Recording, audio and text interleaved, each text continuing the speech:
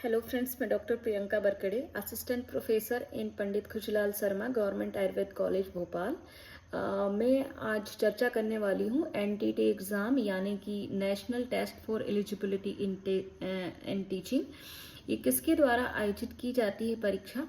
ये परीक्षा राष्ट्रीय आयुर्वेद आयोग यानी कि NCISM, national commission for Indian system of medicine के द्वारा आयुर्वेद संकाय के अध्यापन के लिए पात्रता निर्धारित करने हेतु आयोजित की जाती है। ये परीक्षा क्यों इतनी जरूरी है? कौन कौन इस परीक्षा को देने के लिए पात्र है?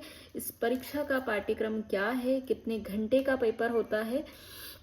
परीक्षा पास करने हेतु न्यूनतम अंक कितने लाने होते हैं? इन सभी के बारे में मैं आज इस वीडियो में चर्चा करने वाली हूँ, तो बने रहिए मेरे इस वीडियो में लास्ट तक। तो जानते हैं ये परीक्षा इतनी जरूरी क्यों है, ये इतनी महत्वपूर्ण क्यों है। तो मैं बताना चाहूँगी कि ये परीक्षा शिक्षकों की गुणवत्ता को सुनिश्चित करती है। एनटीटी परीक्षा उत्तीर्ण करने के बाद उम्मीदवारों को सरकारी एवं निजी आयुर्वेद महाविद्यालयों में शिक्षक बनने का मौका प्राप्त होता है। ये यूजीसी नेट की तरह आयुर्वेद के क्षेत्र में एक मानक परीक्षा मानी जाती है। इस परीक्षा को कौन कौन देने के लिए एलिजिबल है, तो मैं इस विषय में बताना चाहती हूँ कि इस परीक्षा को देने के लिए आयुर्वेद के किसी भी सब्जेक्ट में जिन्होंने MD या MS की डिग्री होल्ड की है, वो सभी इस परीक्षा को देने के लिए पात्र हैं। इस परीक्षा का पाठ्यक्रम क्या है, तो मैं बताना चाहूँगी कि इस परीक्षा के लिए जो भी हमने पीजी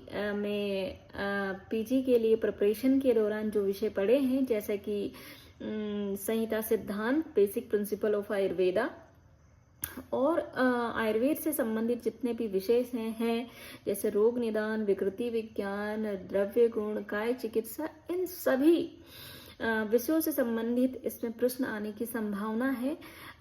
किंतु विशेष रूप से इसमें रीजनिंग से आधारित क्वेश्चंस आने की संभावनाएं ज़्यादा रहती है, क्योंकि ये एक तार्किक या तर्क आधारित प्रश्न पत्र है।